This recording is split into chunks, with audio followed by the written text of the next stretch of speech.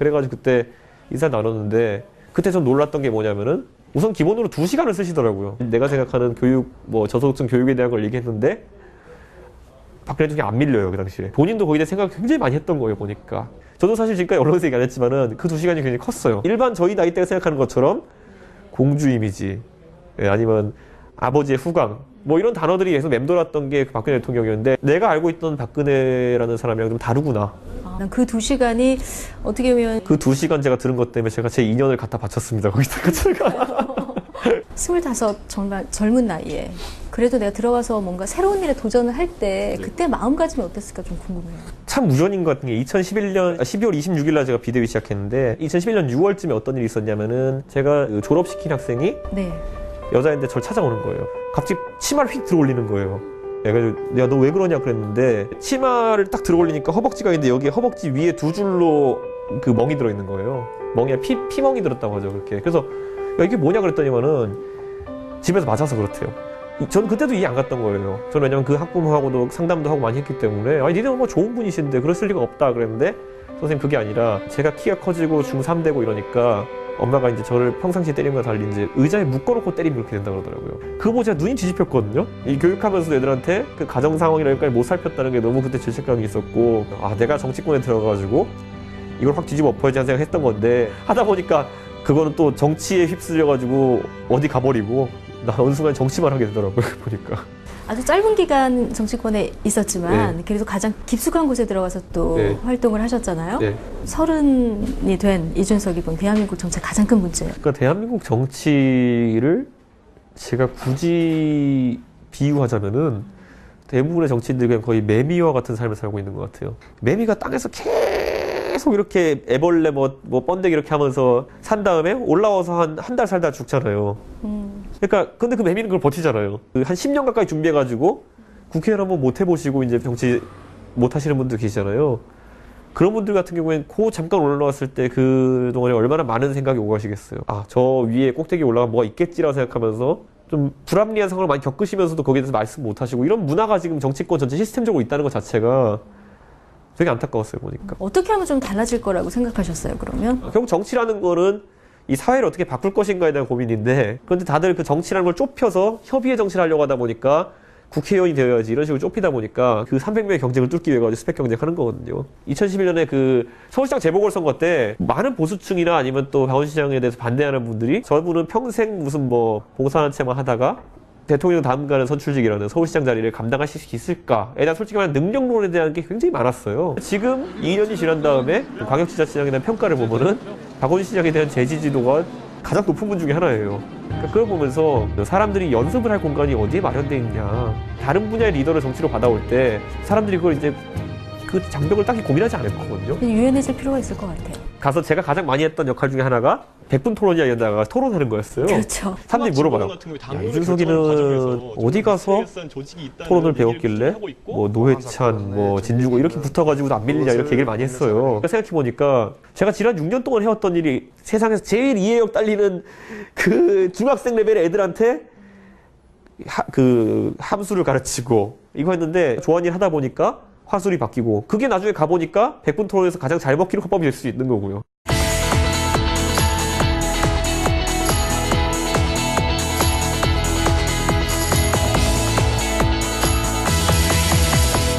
워낙 혜성같이 등장하셔가지고 네. 의혹이 참 많이 따라다녔잖아요. 네. 근데 우리 시원하게 한번 다시 풀고 네. 넘어가는 시간을 갖도록 네. 하겠습니다. 네. 일단 첫째, 정치의 인문은 아버지 덕분이다. 뭐 이런 얘기가 아닙니다, 있었습니다. 그건 절대 유승민 아니에요. 의원과 친분이 있었다 이런 얘기가 있었는데 저희 아버지가 이제 경북고등학교 출신이셔가지고 유승민 의원의 동기이면서 대학 1년 선배고요. 그리고 김부겸 의원이랑 더 친하셨어요. 근데 저희 아버지는 정치권 근방에도 가보신 적이 없고요. 아니 뭐 그렇게 따지자면 저는 안철수 의원이랑 같은 동네 지금 살고 있습니다. 그러니까요. 나중에 엮으려면 뭐 끝도 없어요, 그거는 저희. 그러면 두 번째, 벤처 기업가 타이틀을 따기 위해서 창업했다? 그거 주장하시는 분은 인터넷 농객 B씨밖에 없어요. 그 의혹은 전혀 말이 안 되는 게 뭐냐면 제가 2011년 12월 26일에 비대위에 들어갔거든요. 제가 회사 창업한 것부터 1년 전의 일이에요. 시기적으로도 일단 맞지 않고 네. 클라스 스튜디오는 유령 회사다. 또 이런 의혹을 제기하는 분들도 있어요. 회사에 출근하고 있느냐? 오늘도 회사에 출근하고 왔고 그리고 회사에 직원이 있느냐? 직원 12명 있고요. 매출이 있느냐? 매출이 있고요. 유령의 사람 억울한 게 저희가 강남역에 오피스텔에 있다가 확장 이전해서 선정역에 있거든요. 아, 지금. 그래요? 네. 저희 회사 모토 자체가 그 러닝 can be easier라고 배우는 거 더 쉬워질 수 있다라는 식으로 기름 붙여놨거든요.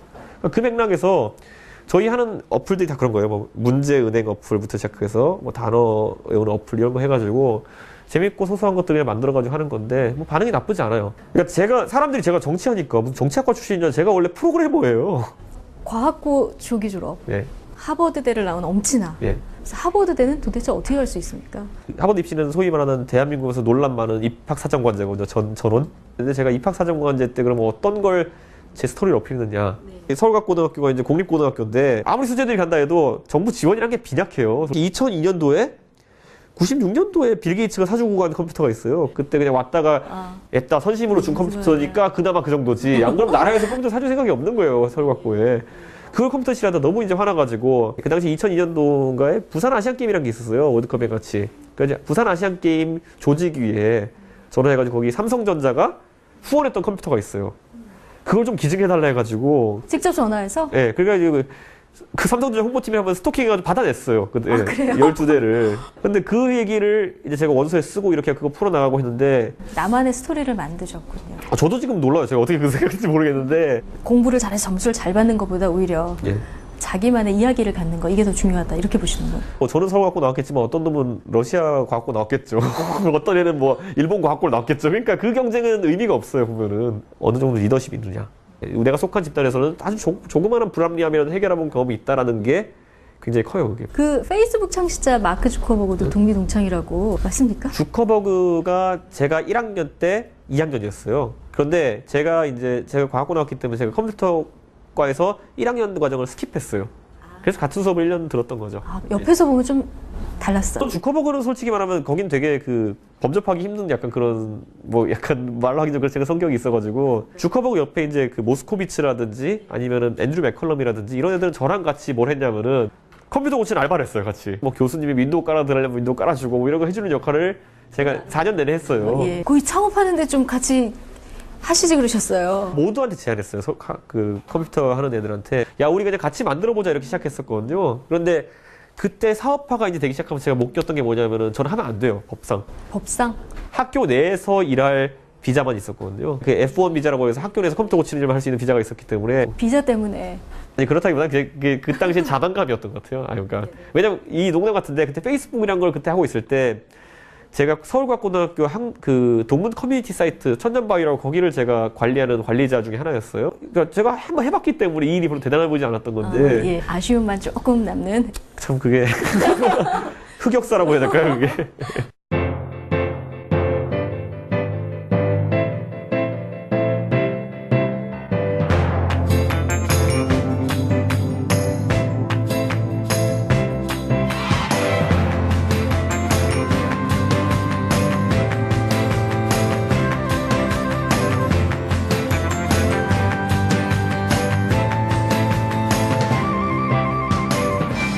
어렸을 때는 어땠어요, 이준석 씨? 어린이 이준석. 그때도 뭐 이렇게 할 말 하고 싶은 대로 다 하고 그러셨어요? 아니, 그건 완전 정반대 성격이었던 것 같아요. 아니었어요? 네. 얌전한. 네. 제가 제 인생에 공부 제일 열심히 해본 게 중학교 때인 것 같아요. 목동에 살았거든요, 그때. 하는 게 700명인데 거기서 내신 경쟁하고 그러다 보니까 장난 아닌 거예요. 네. 그래가지고 그때 엄청난 경쟁의 걸 느꼈고 고등학교 가가지고는 경쟁을 포기했어요. 어떤 방송에서 과학고에서 무슨 뭐 내신이 안 좋아서 서울대를 못 갈 내신이었다 이렇게 얘기하니까 그 또 악용하시는 분들 자꾸 무슨 이준석이 무슨 뭐 그 과학고에서 멍청이었다 이렇게 얘기하시는데 그건 아니었어요. 절대 그건 절대 아니었고 제가 네. 30등에 40등 정도 했거든요. 근데 전교에서. 예, 잘했는데 자꾸 인터넷에 퍼나르신 분은 일부만 퍼달라가지고 제가 민망하더라고요. 그런데 정치를 할 거란 생각은 해보셨어요? 저랑 같은 나이에 졸업한 애들이 5명이거든요. 5명이 그런데 한 명도 안 빼놓고 공군 통역장교 갔어요. 공군 통역장교라는 게 뭐냐면은 그 군대 내 최고 에이스거든요. 국방장관 통역이에요. 제가 만약에 진짜 정치하고 싶은 생각이 있으면 그거 했을 거예요. 산업기능요원으로. 산업기능요원이 소위 말하는 병특이라는 건데 네네. 저는 진짜 키보드쟁이라고 생각했어요. 제가. 그렇죠. 우리 정치하려고 그러면 또 군대 문제가 되기 때문에. 제가 정치할 생각이 있었으면 절대 그걸 안 했을 거예요. 지금 보면은. 정치권 들어오셔서는 정말 하고 싶은 말 다 하신 것 같아요. 그 언론의 자유를 과도하게 이용한 게 아닌가 생각이 들 정도로 제가. 박근혜 퀴즈라 불리는데 네. 할 말이 있으시면 네.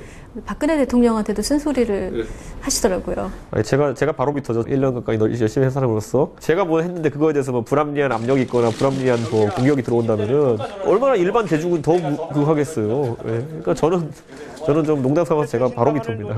제가. 아, 그것도 아세요? 이제 박근혜 대통령이 우리 이준석 의원이 바로미터다. 지금까지 그렇게 크게 뭐 혼내지 않으신 걸로 봐가지고는 5년 임기에 뭐 1년 지금 임기를 채우시고 평가를 하기는 좀 성급한 면이 있긴 합니다만 그래도 지금까지 1년 보낸 현 정부 점수를 주신다면 정책 기조라는 것이 어떻게 섰냐에 대해 가지고는 대통령께서 그때 선거 과정에서 언급하셨던 거 우리가 반값 등록금을 해야 되는 건 맞다. 그런데 반값 등록금을 하려면은 국민들이 가장 중요하게 생각하는 거 세금이 낭비되지 않는 것도 중요하다. 그렇기 때문에 먼저 부실대학 정리나 이런 것들을 하겠다. 근데 실제로 국민들이 그거 잘 모르지만 지금 하고 있어요. 그러니까 이런 것들이 한 4년 차, 5년 차 되면 가시화돼서 성과가 나오지 않을까라는 기대를 하게 돼요. 뭐 갈등 조정에 있어서는 대통령께서 좀 더 잘하실 수 있는 부분이 있다고 생각하고 어떤 스킬적인 측면에서는 좀 더 잘하실 수 있었는데 이런 생각이 드는 건 계속 그런 게 나오는 건 어쩔 수 없죠. 그거. 지난번에 라디오 나와가지고 제가 솔직히 대통령한테는 이렇게 제안을 한번 했던 게 뭐냐면은 아니 그 대통령이 그 SNS 굉장히 많이 하시는 걸 세상이 다 아는데 가서 한번 다시라고. 직접 가서. 예, 뭐 예를 들어 김한길 대표가 무슨 트윗을 올리셨다. 뭐 거기다가 반대되는 의견 있으시면은 대통령께서 하나 달아주시면은 그게 농담이 아니라 전 세계 최초로 SNS 활용한 대통령이 되는 거고요. 전 세계 최초로 야당 대표와 직접 소통하신 게 되는 거고요. 아니면 예를 들어 새누리당의 어떤 의원이 계시다면은 가서 하시면은 그 의원님들은 진짜 머리칼이 곤두설 정도로 열심히 할 거예요. 되게 그러니까 저는 안타까운 게 있는 거예요 보면. 안타깝고. 왜냐면 저는 제 인생이 걸려 있어요. 제가 안희정 지사님이랑 만나가지고 그때 안희정 지사님한테 질문 농담 드렸어요. 아니, 지사님은 그 노무현 남자라고 하고 계속 하고 다니는데 지사님이 가만히 있어도 사람들 노무현 남자라고 이렇게 이름 붙이는데 저도 지금 미치겠습니다. 박근혜 남자 이렇게 붙이고 이러니까 그 소리는 진짜 어떠세요? 박근혜의 남자. 그래서 제가 상담 드렸어요 안희정 지사님한테. 그때 지사님이 아유 뭐 그거 포기하세요 이런 느낌이에요 거의 보면. 그런데 이 의원이 그렇게 얘기하지만은 사실 대한민국에 있는 어떤 정치인도 누군가가 발탁했기 때문에 정치하는 거다. 그거는 비판이 아니라 의뢰 따라붙는 얘기니까 이 콘텐츠 키워라 이렇게 얘기하셨고 저는 안희정 지사님한테 굉장히 고마워해요. 쓴소리도 많이 하시지만 거꾸로 쓴소리도 많이 들으시잖아요. 제가 회사에서 직원들이랑 이렇게 그 선릉역 앞에 이제 고깃집에 회식을 가잖아요. 뭐 약간 뭐 윤창중 선생 사건이라든지 이런 게 있었을 때는 저 들으라고 얘기해요. 옆에서 고기 먹는데 영창에서 얼굴을 아니까. 네. 이준석이는 뭐 이렇게 언론 상대로 언론 플레이만 하는 이런 느낌 하겠지만 제가 예를 들어 언론에 내놓고 제 불만이나 아니면 제가 얘기해야 될 걸 얘기하는 게 1이라고 치면은 그 뒤로 한 10배, 20배는 저희 이제 같이 선거 때 뛰었던 선배들이나 이런 분들하고 계속 얘기해요. 하지만 저는 IT나 이런 벤처 영역이 있으니까 특히 창조경제. 창조경제. 왜냐면 제가 대선 때 창조경제 공약 만든 팀이 있었어요. 그걸 좀 제일 쉽게 한번 설명을 해봐 주세요. 속세스러운 표현을 해볼까요? 아니면은 이상적인 표현을 해볼까요? 속세스럽게요. 속세스러운 표현으로, 세속적인 표현으로 하면은 IT의 보편화예요. 그냥 보면은. 이상적인 그런 해석은. 그러니까 이상적인 건 창업 활성화. 예스24나 교보문고 북스토어라든지 이런 어떤 그 IT가 도입된 형태의 온라인 서점이 발달하면서 전국의 동네 책방이 다 사라졌어요. 네. 그러니까 이게 정확히 뭐냐면 우리가 창조경제라는 걸 IT라는 걸 통해서 구현하려고 하는데 IT가 돈을 벌 수 있는 방법은 사람 대체예요. 그럼 사람 대체의 대상이 누구냐면은 가장 IT에 취약한 계층이 그 대체의 대상이 되는 거거든요. 그거에 대한 파이법이 아직까지 잘 안 나오고 있는 상황에서 창조경제가 너무 절대선의 가치처럼 가니까 제가 대선 때 그 아이디어를 갖고 시장에 나가고 해보면은 바로 국민들이 저한테 해준 얘기였어요. 컴퓨터도 이렇게 하고 해서 삶에 도움이 된다 그러면 시장 상인다 그러면 나는 컴퓨터 모르는데 이렇게 하면 땡이에요. 그러면은 그러니까 그게 그 창조경제의 온기가 이렇게 IT 일변도로 가면은 지금 시장에서 장사하시는 정말 어려운 분들이 이 창조경제의 온기를 느낄 수 있느냐. 그것은 전 진짜 반대했거든요. 보수의 상징처럼 돼 있어요. 네. 근데 이준석 씨가 생각하는 보수는 어떤 건가요? 제가 민주당에 있는 이제 청년 정치인들이랑 대선 때 토론해보고 이러면은 제가 거의 안 밀려요. 한 번 제가 말문이 막힌 적이 있었어요. 근데 그게 뭐였냐면은 왜 새누리당은 선거 때 한 번도 보수의 가치를 들고 나와서 이긴 적이 없어요 라고 그러더라고요. 와 근데 진짜 할 말 없더라고요 보니까. 천안함 사태로 선거를 치르려고 그러다 새누리당이 망했어요 그때. 지도부 사건이라는 것까지 맞아가지고 망할 뻔하고 그 다음에 비대위가 들어가지고 상당히 중도적인 색채를 띠기 시작하면서 다 질 선거를 2번이나 이겨낸 거거든요. 그러니까 과연 그것처럼 지방선거에서는 과연 보수의 가치를 내세울까? 라는 생각이 들더라고요. 정치권 시계가 6.4 지방선거에 다 맞춰져 있어요. 네. 그러다 보니까 이제 안철수 신당에 대한 아직 생기지 않았지만 네. 견제가 또 강화되는 느낌도 있고요. 안철수 열풍이 식지는 않고 있어요. 이 현상에 대해서는 어떻게 보세요? 정치인 안철수에 대한 평가가 조금씩 박해지는 수밖에 없는 게 새정치라는 단어의 유효기간이 이제 끝나고 있는 게 아닌가. 그래서 이제 사람들이 농담 삼아서 요즘 얘기하는 게 이제 안철수 의원은 다음번에 나오실 때 새로운 새정치를 들고 나오셔야 될 텐데. 새로운 새정치. 예, 어쩔 수 없이 안철수 의원께서 이제 기성정치를 하시다 보니까 지역적으로 안철수 의원에 대한 지지세가 높은 곳과 낮은 곳이 갈리게 되고, 예, 그리고 또 안철수 의원 주변에 모이는 인사들의 풀도 어떤 특정 집단을 연상시키게 되고, 뭐 이런 게 생기게 되면은 자연적으로 거기에 대한 반감이 나오는 사람들이 있거든요. 그럼 그거를 완전 초월한 그런 새로운 새정치를 하나 내려올 수 있으면은 그 유지할 수 있는 것이고. 이준석 대표가 처음에 정계 짠 등장했을 때 예. 리틀 안철수다 이런 얘기 좀 들으셨잖아요. 예. 저보다 벤처 선배시고 성공하셨고 또 벤처로서 크게 성공하셨으니까 저한테는 어쩌면 또 모델이 될 수 있을 만한 분이고, 뭐 제가 버거운 별명이죠. 그걸 하면은. 정치를 혹시라도 앞으로 본격적으로 하실 생각도 있으세요? 남들이 50대 해보는 걸 20대 해봐가지고 여유가 생겼다 볼 수도 있고, 반대로는 저야말로 제 정치가 뭔지 또는 새 정치가 뭔지를 준비해 볼 수 있는 시간이 있는 게 아닌가 생각이 들더라고요. 아니 진짜 세상을 바꾸고 뭔가 잘 되게 하고 싶어 하는 게 정치인들의 똑같은 욕구고 포부라면은 뭐 밖에서 제가 할 수 있는 것도 있겠죠. 정치를 하고 싶다고 해서 하는 건 아니고요. 안 하고 싶다고 안 하는 건 아니란 거 정도는 제가 배웠습니다. 가끔 시간 나시면 뭐 하세요? 그때 제가 조금씩 생각나는 것들, 서비스 같은 것들을 많이 만들어 봐요. 아, 역시 쉬는 것도 일. 가끔 제가 한 이틀 동안 방송이 안 나올 때가 있어요. 예. 예, 이틀 동안 방송이 안 나오고 뭐 언론도 안 나오고 이럴 때가 있어요. 뭐 그때 뭐 제가 꼼짝 만들고 있는데 했던 거예요. 이준석 의원이 한 이틀 정도 방송이 안 나온다. 그러면 이제 뭘 만들고 있다. 아니 당에 갔는데 연락처 관리를 너무 이상하게 하는 거예요. 그거 그냥 하나 만들어 줬어요. 그냥 그런 거 관리하는 거. 쉽게. 예. 지금 여자친구 있으세요? 여자친구가 없어요. 이게 진짜 미치겠는 게 연애를 해도 한 번에 해야 될 것 같은 느낌 막 드는 거예요. 예, 왜냐면 왜요? 그러니까 제가 누군가를 만나는데 그분이랑 헤어진다든지 이러면은 그분한테 굉장히 좀 큰 피해가 날 짐을 것 같아서. 주는 게 될 것 같아가지고 신중하게. 네, 신중하게 되더라고요. 그래도 저기 30살 넘으셨고 네. 출산율 낮은 대한민국에서 애국하셔야 되지 않겠습니까? 아이고 결혼은 언제쯤 해야 되겠다 이런 생각. 저는 제가 26살에 결혼할 줄 알았어요. 아 그래요? 네, 이게 다 박근혜 대통령 때문입니다. 이게 지금 솔직히 말하면 제가 그때는 그때 네. 비대위원으로 불려가는 바람에 예. 아유 나중에 꽃이라도 하나 보내주실지 모르겠는데 진짜. 책임지셔야겠네요. 네, 진짜 이게. 이제 30대 막 진입하셨고, 네. 예, 40대, 50대 이제 나이가 들면서 나는 좀 이런 모습으로 익어갔으면 좋겠다. 제가 20대 때 진짜 바쁘게 살았던 게 진짜 그 욕심을 못 내려놔서 그런 것 같아요. 변호사도 제가 대한민국에서 하여튼 교육 문제 한번 해결해보고 싶었다라는 궁극의 목표가 있었고, 회사도 나 빌 게이츠 같이 한번 돼보겠다는 목표가 있었고, 정치하면서 이제 세상을 바꿔보고 싶다는 생각도 생기고, 이 욕심을 어떻게 절제하느냐가 굉장히 저한테 중요한데, 선생님 그게 아니라 제가 키가 커지고 중3 되고 이러니까 엄마가 이제 저를 평상시에 때리는 거와 달리 이제 의자에 묶어놓고 때리면 이렇게 된다 그러더라고요. 그거 보고 제가 눈이 뒤집혔거든요. 이 교육하면서 애들한테 그 가정 상황이나 여기까지 못 살폈다는 게 너무 그때 죄책감이 있었고, 내가 정치권에 들어가가지고 이걸 확 뒤집어 엎어야지 하는 생각했던 건데, 하다 보니까 그거는 또 정치에 휩쓸려가지고 어디 가버리고 나 어느 순간 정치만 하게 되더라고요. 보니까. 아주 짧은 기간 정치권에 있었지만 네. 그래도 가장 깊숙한 곳에 들어가서 또 네. 활동을 하셨잖아요. 네. 30이 된 이준석이 본 대한민국 정치의 가장 큰 문제. 그러니까 대한민국 정치를 제가 굳이 비유하자면은 대부분의 정치인들이 그냥 거의 매미와 같은 삶을 살고 있는 것 같아요. 매미가 땅에서 계속 이렇게 애벌레 뭐 번데기 이렇게 하면서 산 다음에 올라와서 한 달 살다 죽잖아요. 그러니까 근데 그 매미는 그걸 버티잖아요. 한 10년 가까이 준비해가지고 국회의원 한번 못 해보시고 이제 정치 못 하시는 분들 계시잖아요. 그런 분들 같은 경우에는 잠깐 올라왔을 때 그동안에 얼마나 많은 생각이 오고 가시겠어요. 저 위에 꼭대기에 올라가면 뭐가 있겠지라고 생각하면서 좀 불합리한 상황을 많이 겪으시면서도 거기에 대해서 말씀 못 하시고, 이런 문화가 지금 정치권 전체 시스템적으로 있다는 것 자체가. 그래가지고 그때 인사 나눴는데, 그때 좀 놀랐던 게 뭐냐면은 우선 기본으로 2시간을 쓰시더라고요. 내가 생각하는 교육, 저소득층 교육에 대한 걸 얘기했는데 박근혜 대통령이 안 밀려요, 그 당시에. 본인도 거기에 대해 생각을 굉장히 많이 했던 거예요, 보니까. 저도 사실 지금까지 언론에서 얘기 안 했지만은 그 2시간이 굉장히 컸어요. 일반 저희 나이 때가 생각하는 것처럼 공주 이미지, 아니면 아버지의 후광, 이런 단어들이 계속 맴돌았던 게 박근혜 대통령이었는데, 내가 알고 있던 박근혜라는 사람이랑 좀 다르구나. 그 2시간이 어떻게 보면 그 2시간 제가 들은 것 때문에 제가 제 2년을 갖다 바쳤습니다, 거기다가 제가.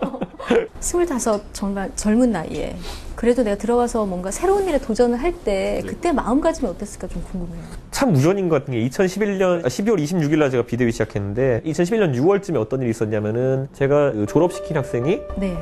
여자인데 저를 찾아오는 거예요. 갑자기 치마를 휙 들어올리는 거예요. 그래가지고 야 너 왜 그러냐 그랬는데 치마를 딱 들어올리니까 허벅지가 있는데 여기 허벅지 위에 두 줄로 그 멍이 들어있는 거예요. 멍에 피멍이 들었다고 하죠. 그렇게. 그래서 야 이게 뭐냐 그랬더니만은 집에서 맞아서 그렇대요. 저는 그때도 이해 안 갔던 거예요. 저는 왜냐면 그 학부모하고도 상담도 하고 많이 했기 때문에 아니 니네 뭐 좋은 분이신데 그랬을 리가 없다. 그러면 회사에 출근하고 있느냐? 오늘도 회사에 출근하고 왔고 그리고 회사에 직원이 있느냐? 직원 12명 있고요. 매출이 있느냐? 매출이 있고요. 유령의 사람 억울한 게 저희가 강남역에 오피스텔에 있다가 확장이전에서 선정능력에 있거든요. 지금. 아, 그래요? 네. 저희 회사 모토 자체가 그 러닝 can be easier라고 배우는 거 더 쉬워질 수 있다라는 식으로 기름 붙여놨거든요.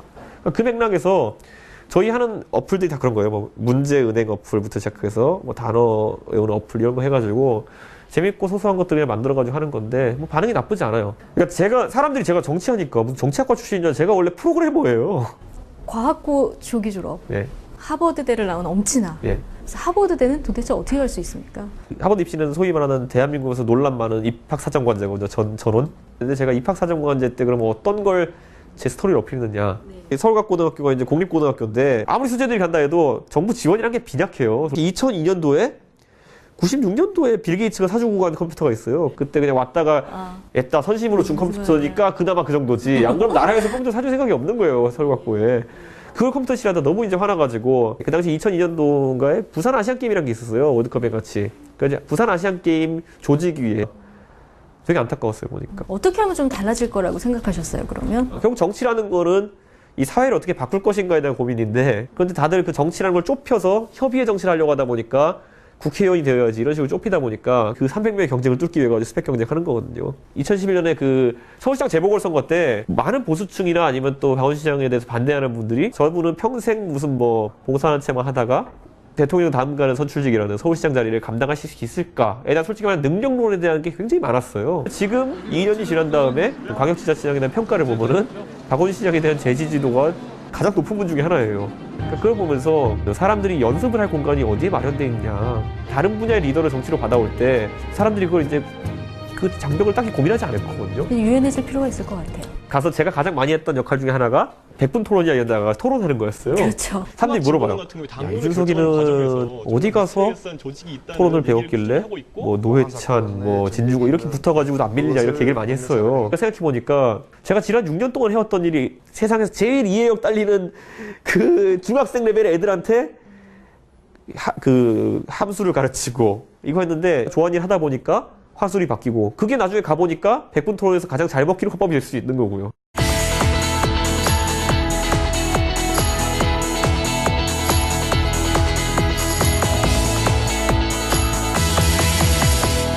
워낙 혜성같이 등장하셔가지고 네. 의혹이 참 많이 따라다녔잖아요. 네. 근데 우리 시원하게 한번 다시 풀고 네. 넘어가는 시간을 갖도록 네. 하겠습니다. 네.